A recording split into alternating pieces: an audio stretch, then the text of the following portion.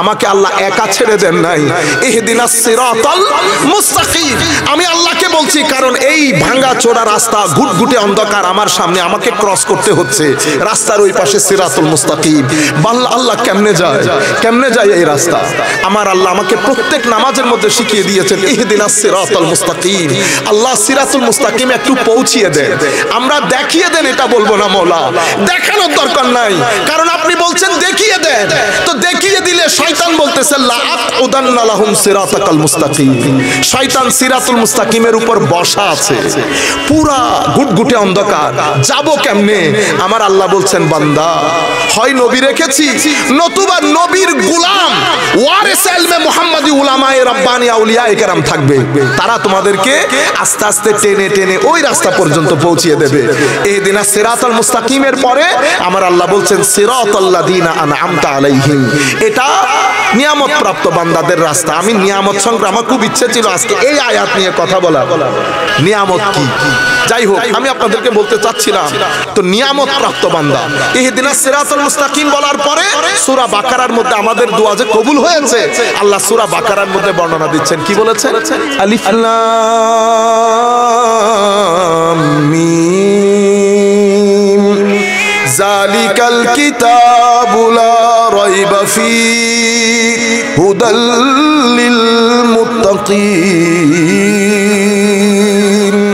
আমার আল্লাহ বলছেন, আল্লাহ সিরাতুল মুস্তাকিম দেখান, পৌঁছিয়ে দেন মাওলা।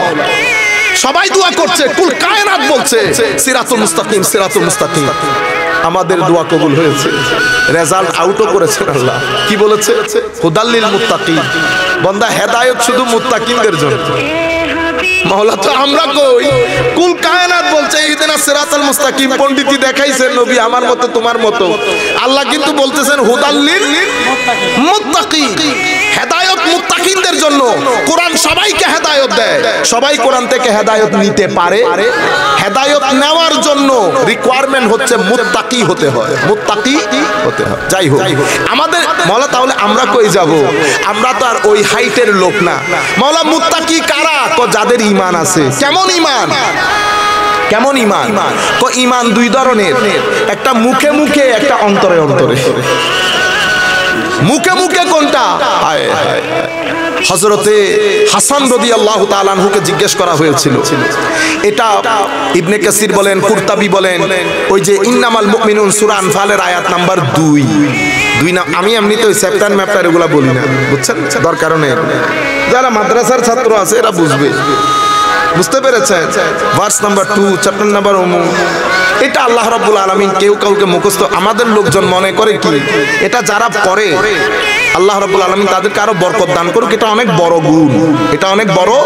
আপনারা আবার আন্ডার এস্টিমেট করিয়েন না, আমি আন্ডার এস্টিমেশনের জন্য বলছি না, আমি আপনাদেরকে বলছি এটা কালচার না, মানে আমাকে এটা বলতেই হবে, বুঝতে পেরেছেন? কারণ সাধারণ মানুষকে আমি ডাক্তারি করার সময় কি ডাক্তারের বইয়ের কথা বলে যে আমি এই ওষুধটা আপনাকে অমুক বই থেকে দিচ্ছি, এটা হয় কখনো?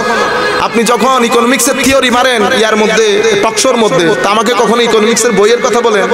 আপনি যখন সায়েন্টিফিক থিওরি মারেন আমাকে কখনো রেফারেন্স দিছেন? এটা কে বলছে? এটা রেফারেন্স দিবে কেন?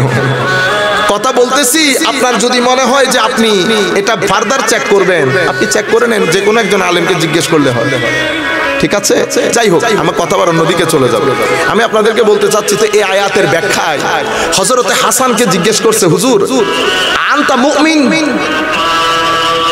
হুজুর আপনি কি মুমিন? দেখছেন নি অবস্থা, কাকে জিজ্ঞেস করে? হযরতে হাসান রাদিয়াল্লাহু তাআলা।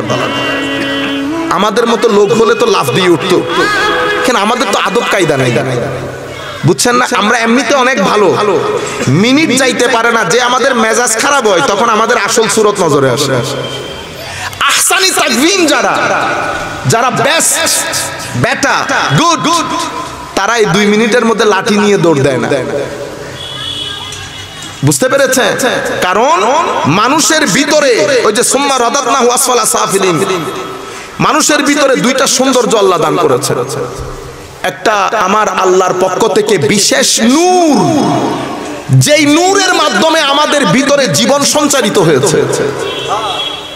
আর একটা নফস, শয়তানের রিপ্রেজেন্টেশন, রূহ আলমে বালা, উর্দু জগতের রিপ্রেজেন্টেশন। রূহ মানুষকে উপরের দিকে নিয়ে যেতে চায়, নফস মানুষকে নিচের দিকে নিয়ে যেতে চায়। আমি কেমনে বুঝবো আমার উপর কর্তৃত্ব কার? নফস চাইবে আপনার চোখ দিয়ে এমন জিনিস দেখেন যেটা দেখলে আমার আল্লাহ নারাজ হয়ে যায়, যেটা দেখলে আপনার ভিতরের জগৎ অন্ধকার হয়ে যায়, যেটা দেখার কারণে আপনার রুকু এবং সিজদার যোগ খতম হয়ে যাবে। নামাজ কত সপ্তাহে নামাজ পড়ে পড়ে আসছে বান্দা, নামাজ থেকে মন উঠে গেছে, পড়তে ইচ্ছে করতেছে না। কখন জোহর কাজা হয়ে গেছে, কখন আসর কাজা হয়ে গেছে বলতেই পারবে না। কেন? নিশ্চয়ই কোনো একজন সঙ্গে এমন একটা সুহবতের মধ্যে আপনি বসেছেন যেই ব্যক্তি ভিতরে শয়তানের অঙ্গে, তার সংস্পর্শ আপনার ভিতরের জগৎকে উজাড় করে দিয়েছে। আপনি গোলাপ ফুলের গাছের মধ্যে গরম পানি মেরে দিয়েছেন।